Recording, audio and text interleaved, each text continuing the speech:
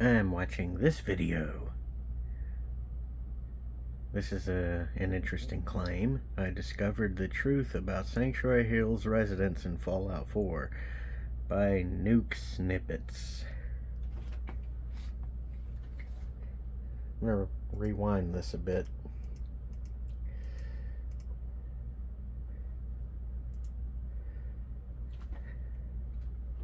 Is supported not only by the game, but also by real science. There is a well-known rat experiment that works as a direct parallel to pre-war Fallout society. In the 1950s, scientists placed rats in empty cages and gave them 2 water bottles, one with normal water and one with water mixed with drugs. Almost every time the rats chose the drug water, became addicted and eventually died. For many years, people believed this meant if drug... The thing with that is, with no stimulation, with no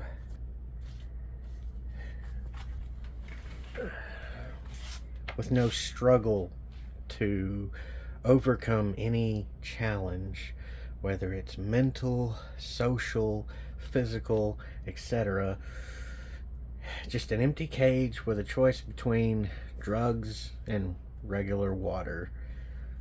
Of course they're gonna go for the drugs. It's some sort of stimulation to counteract the nauseating boredom.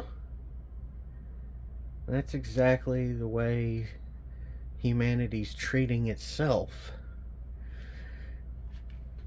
And take the mathematical concept of all if null out of infinity and use it in the recursive context of everything big is a big version of something small, and look at humanity.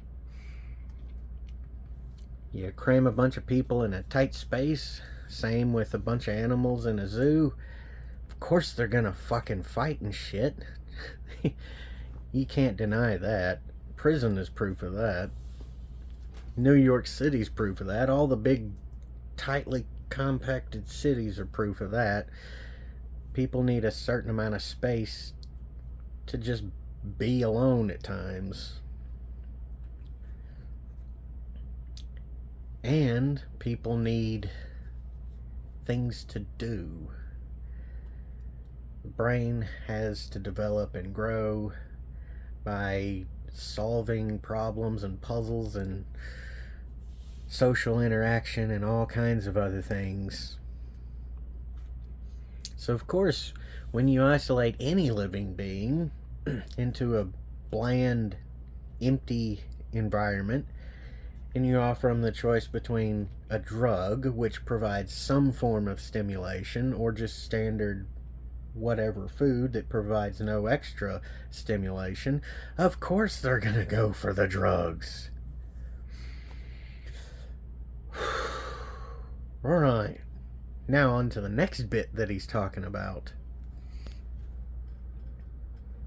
Are available, anyone will become an addict. But decades later, scientists repeated the experiment with one important change. This time, the rats were placed not in empty cages, but in a rat paradise. Tunnels, toys, good food, other rats, and space to play, socialize, and live freely. The same 2 water bottles were still there. And what happened? The rats could try the drug water, but they quickly lost interest. None of them became addicted. The result... Same experiment, but with social interaction and toys to play with. Different results. Those 2 experiments, the second one just substantiated what I said about the first. Keep that in mind. It all ties together eventually. But moving a bit forward here, results were clear. Empty cage, 100% addiction. Rich social life, 0% addiction. And this is the key to everything. Sanctuary Hill. Now, he's talking about Fallout 4. I'm talking about real life. Video games and the digital cyberspace, as it were, are an all if null of everyday real life without the infinity part as a part of the equation. If you don't know what recursive is, it's going from the big thing and seeing the entirety of the big thing laid out in a smaller thing that can be seen within the big thing. Like Mandelbrot zooms, fractals. Those are the mathematic concepts. And then if you look at society, which we don't really live in, but a lot of people pantomime anyway, if you look at the social infrastructure of humanity and you see, let's compare a neighborhood to a bunch of countries, a small version of something bigger. While back, countries were at war, fighting with each other. World War I, World War II, Vietnam, Watergate, something gate. It's always some sort of gate. Yada, yada, yada. North and South Korea. And they're all at each other's throats because of subtle differences of bullshit fucking I want to be better than you and feel better than you opinion. Not the truth of the matter, just opinion, what they think is right, or what they think they know. North Korea is a big fucking example of this one. Same with Cold War era Soviet Russia. China and Japan had their tiff. In America, they had the Civil War. Now you compare that to someone and their neighbor. Now, back in the 90s, it was status symbols. What kind of car you drive, what kind of job you have. It was this big fucking deal. Everyone was like, oh, you have to make 6 figures to be successful. Oh, look, Jim down the street is a trash man. Oh, he's fucking useless. Oh, look, the Mexicans, they're only good for cutting grass and doing lawnscaping. And those stereotypes. Social infrastructure. The split between us and them, me and everyone else. The idea that oneself is better than someone else just because that someone else was a bin man or a trash truck driver, or because they were doing lawnscaping and you were a fucking doctor in a hospital. That false dichotomy between self and others. It's the same bullshit that was going on with the Cold War between America and Russia. Same thing that happened between Japan and China. Same thing that happened between North and South Korea. Everybody is just needing to get their fucking heads out of their own asses. Oh, yeah, I had to check and make sure my thing was still recording. What else?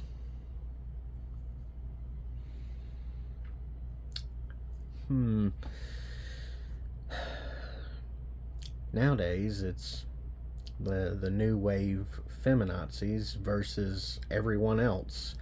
And it's all this gender politics and personal identity.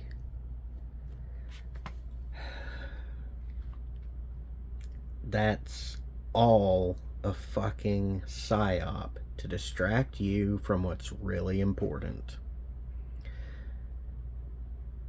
If you don't give a fuck about your fellow living being, no matter what they are or who they are, then you're a piece of shit.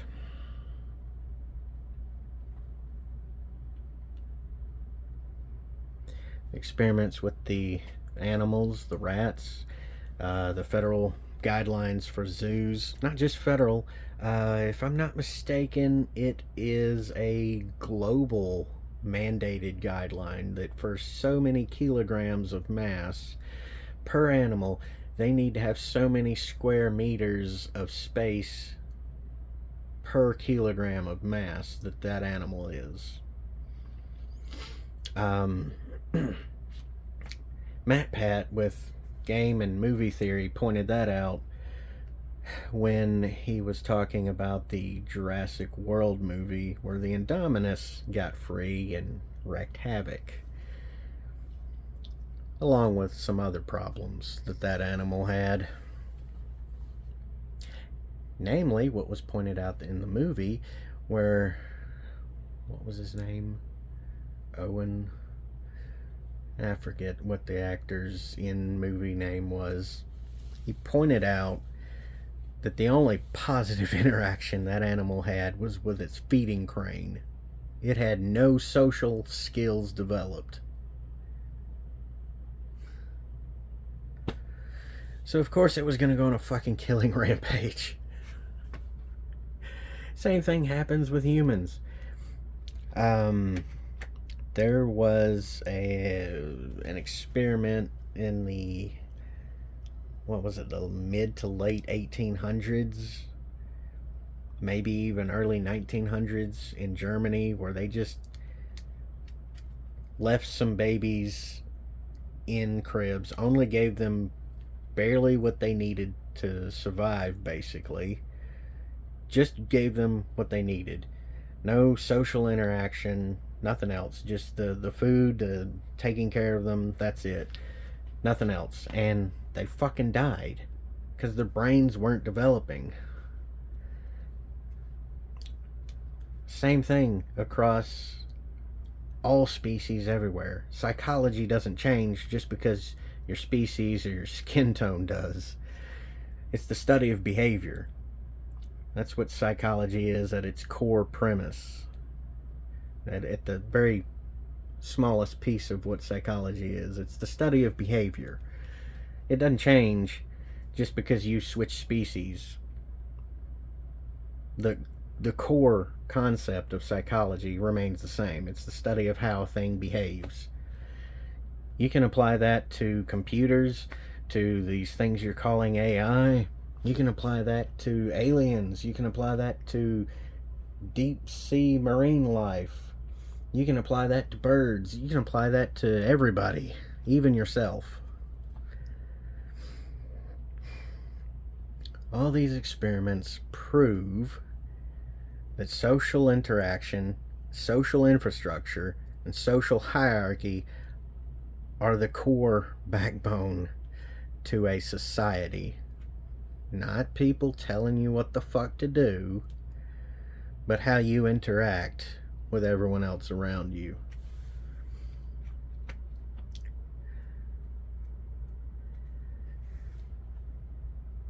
There's a bit more to it than just that, but that's a good point for the basics.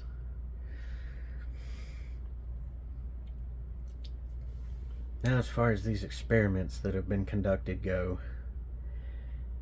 nothing ventured, nothing gained. No guts, no glory. No knowledge will come if no effort is put forth. So, these diabolical experiments, these things you don't like because they do things that some of you may consider horrifying or some shit. If they didn't happen, we wouldn't have the information from them that we have now. So along the way, for any species that's growing and developing and learning on its own, there has to be these, what's an appropriate word? There has to be some degree of necessary evil.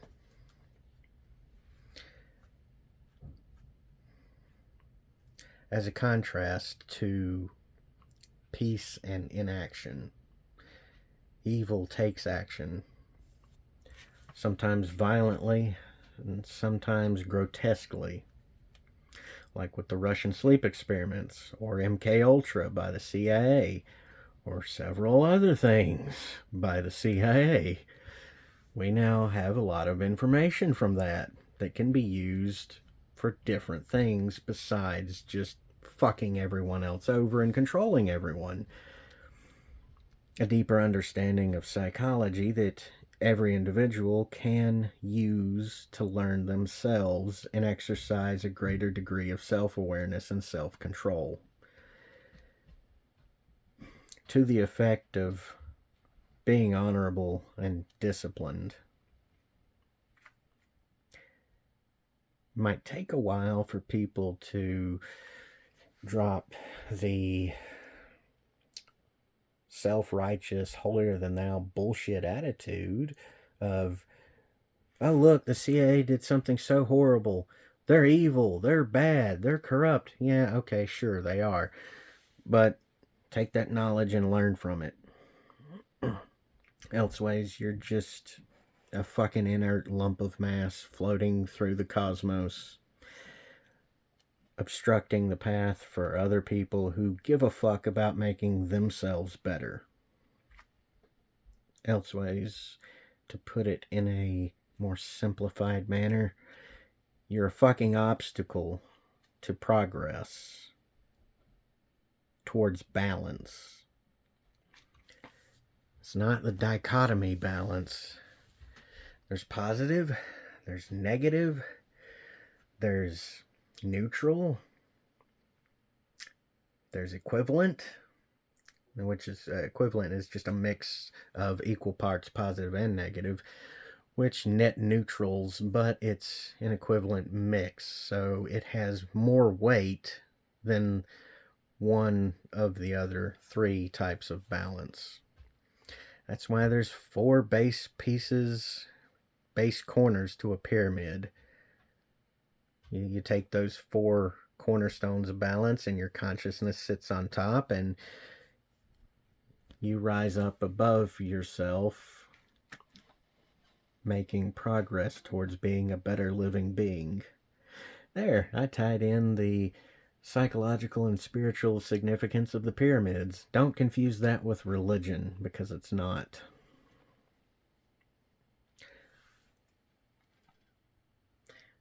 Oh yeah, I've jumped from video game to Cold War, classified, which have been recently declassified experiments. And it was all in the psychological headspace. And now I'm talking about how the pyramids are nothing more than a spiritual symbolism for the growth of oneself. Yeah, the Illuminati's not going to be too pleased with me telling humanity about this. They'll be indifferent at best, annoyed at the next level up, and I might even get yelled at for that. I don't know. I'll find out later. But somebody's got to fucking tell everyone these are the reasons these things exist. They exist as a symbol and as a instructional tool to help you grow and develop and become a better person, a better living being.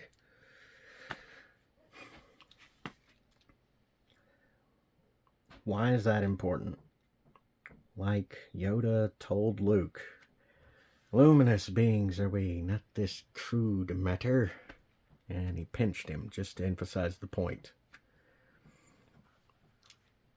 You are not your physical body. That is just a tool for you to use in this physical area of existence to learn and grow. Yeah, your body is horribly limited, especially if you're human, but that's no excuse not to try. It's no excuse to be a piece of shit to everyone else around you.